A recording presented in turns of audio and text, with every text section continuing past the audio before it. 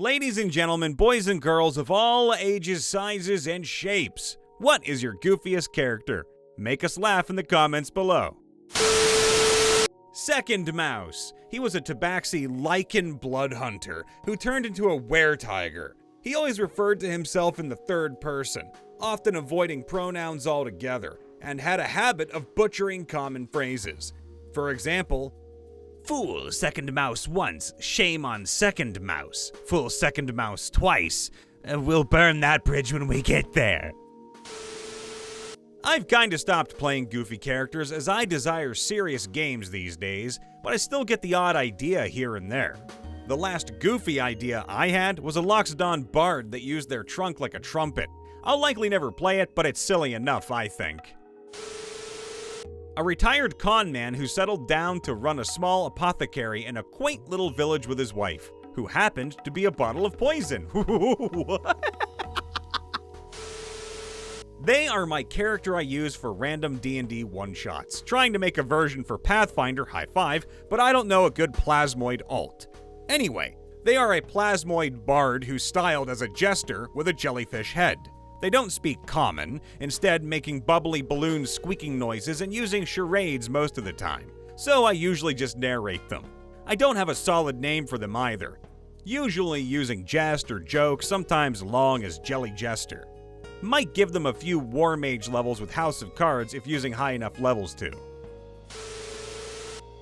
My current character is a Circle of Stars druid who loves birds and prepares his spells randomly each day on the assumption that the universe will give him what he needs. It works out far better than it rightly should. He's now level 24 and the head of the Order of Skyseers, a quasi-religious group who can read distant planes to see the future. Jables the Tenacious. He was a human variant bard based on Jack Black and different characters that he's played. He's searching for his brother that was taken by a demon after a battle, Tribute. He's a drug addict looking for his next fix, Tropic Thunder. There were more aspects we didn't get to yet since the game fizzled out really quick. I had a wizard that religiously talked to plants, as in, part of his religion was communing with nature. He kept a spell slot open for the Talk with Plants spell and did it each night before his long rest. He was super eccentric and had low ability to talk with humanoids normally. He wouldn't wear cotton or use wooden weapons unless it was from ethically sourced fallen branches. It was all metal and animal furs. DM loved most of it and even had fun lying to my character about whether his quarterstaff was ethically sourced. I obviously failed my charisma check to see if he was lying. He was great to play.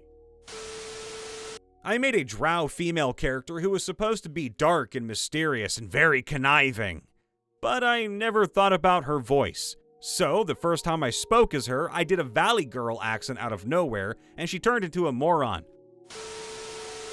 In a West March style server, I play a 1.9-foot Kenku, flavored as a blue penguin, or better yet, a Pengu. He can only say a short list of words, and it's hard for him to learn new ones unless he really likes the words. He's obsessed with finding the perfect rock and gambling. The reason he's in the Adventurers Guild is to hopefully find the man he lost his engagement rocks to so long ago. He's a Drake Warden Ranger who shoots a long bow and is prof in intimidation. His Drake is named Q-Ball. He has a great Podo named Pecky who is bigger than him, and older ladies regularly mistake him as a baby and picks him up and cuddles him. He never refuses them. The words he can say are his name, Tanasai, it means hello, how are you, and goodbye in Cree, call, raise, fold, honey, sugar, go no, rocks, uppies, downies, cowards, Feroth, hunt in Elvish, green paint bucket, what? And pagos. He often needed people to carry him long distances until his Drake reached medium, even though his Drake has always been bigger than he was.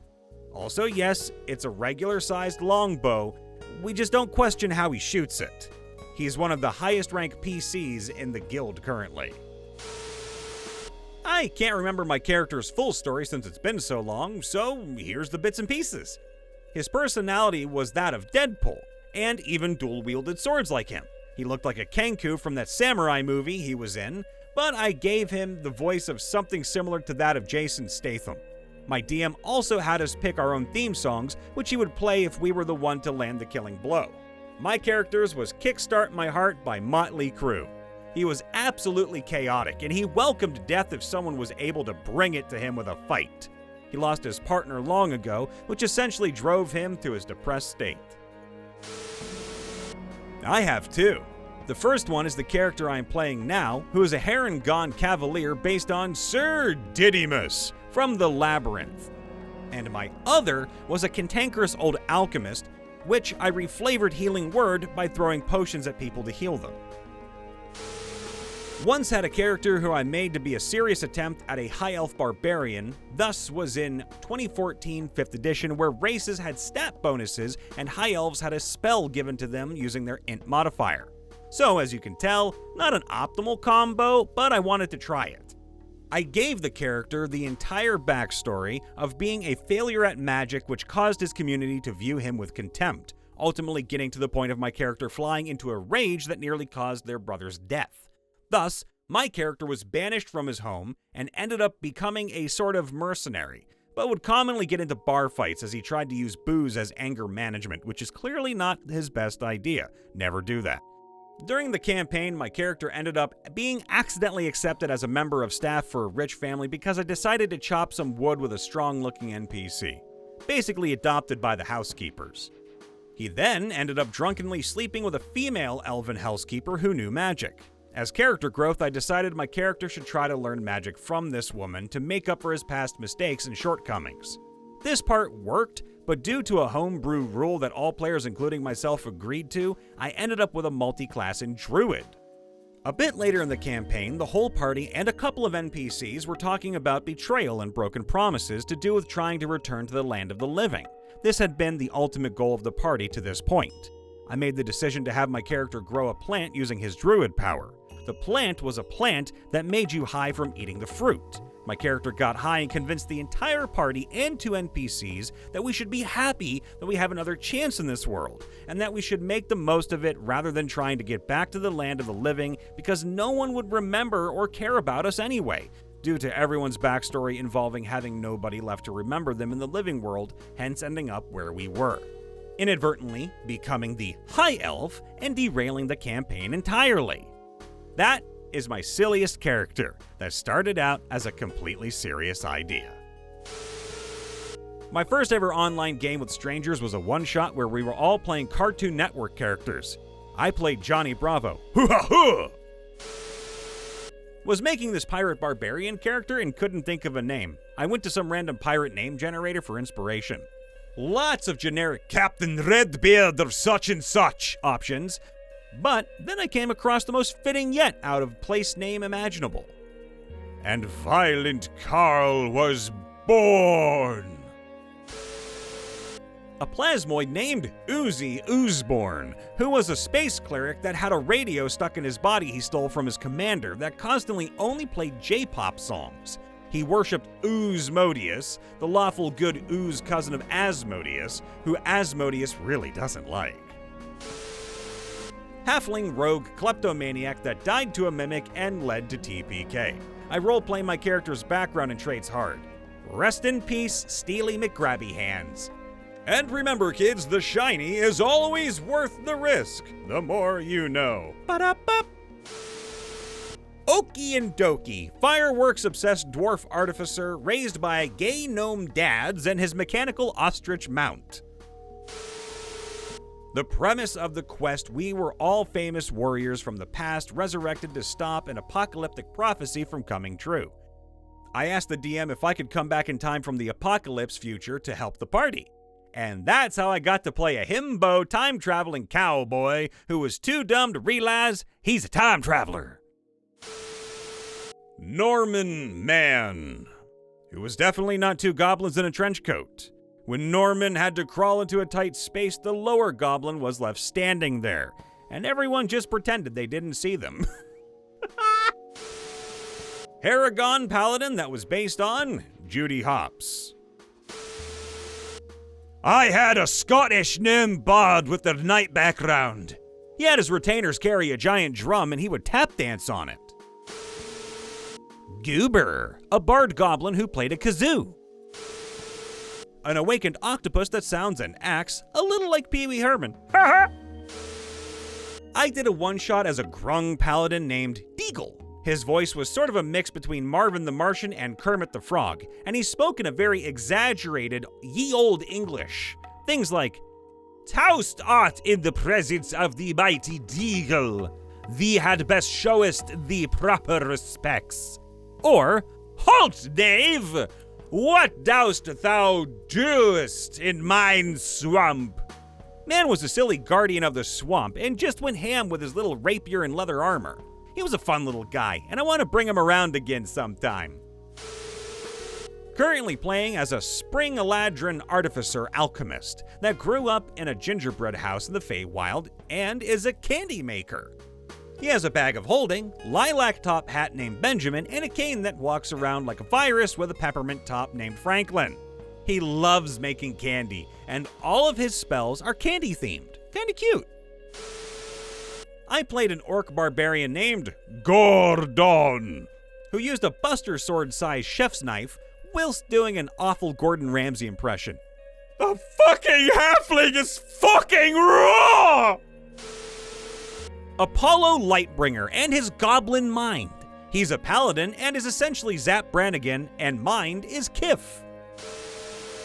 Did a short adventure one time where I essentially played mobster Bugs Bunny. A sentient bush named W, a sorcerer who utilized Mage Hand a lot.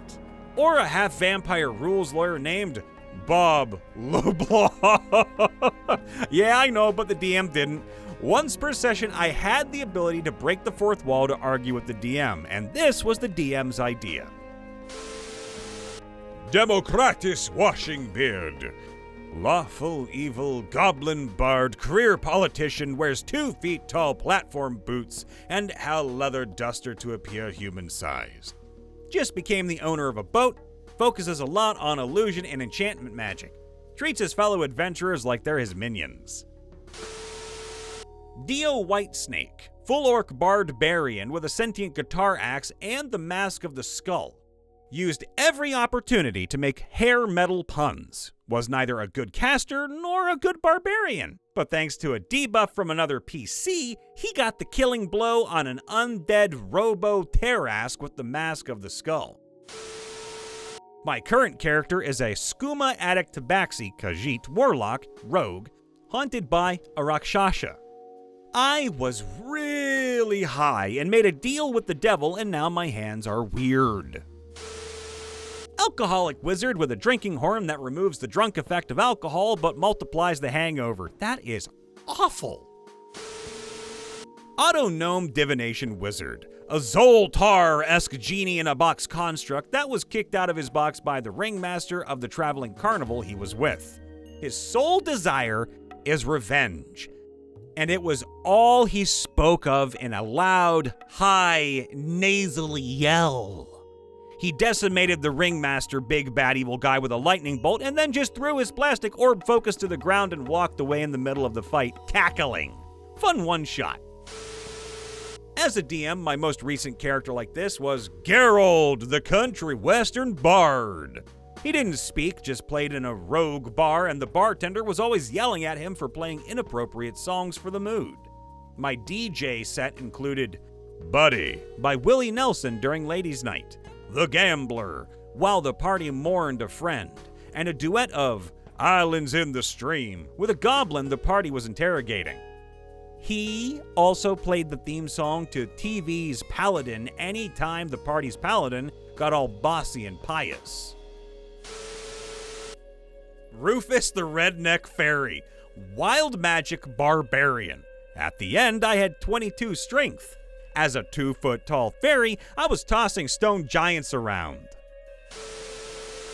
The Dread Pirate Captain Pinebeard, a forest gnome capable of hurting anyone, with a crew of woodsmen turned thieves. They're the only surviving adults from a gnome village that was destroyed in a magical explosion. Pinebeard pretends to be a cartoony pirate because his crew are basically highwaymen, accosting travelers to steal what they need to keep the children from their village, orphaned by the magical explosion, fed and healthy. And he doesn't want to present the children with that harsh reality. His call to adventure was that, despite his crew's efforts, the kids are still dying. There's some kind of sickness lingering after the explosion that they can't cure, so he's seeking a powerful and also trustworthy magical healer. He keeps up his pirate act because he has no social skills and still refuses to ever deal lethal damage. He's also a tiny gnome whose beard looks like an upside-down Christmas tree. Currently playing a half-orc Oath of the Open Sea paladin named Craig Bragham, who genuinely believes himself to be a renowned world-traveling pirate shipmaster. He's a good guy, but embellishes every story, imagines heroic deeds, and is shocked when people haven't heard of him. The funniest part is that I rolled super well for his stats. His saving throws are insanely high, and I've had amazing luck on saving throws with him so far. All of it combines to make him almost as powerful as he brags about being, and he's seemingly impervious to charm abilities and other effects. Currently playing as a kobold fighter bard who was once an amateur theater director and aspiring, failed playwright. Last one was a strategy cleric Wild Hunt Rabbit, who was a reformed murderer. Trying to be tough as a bunny was kind of fun.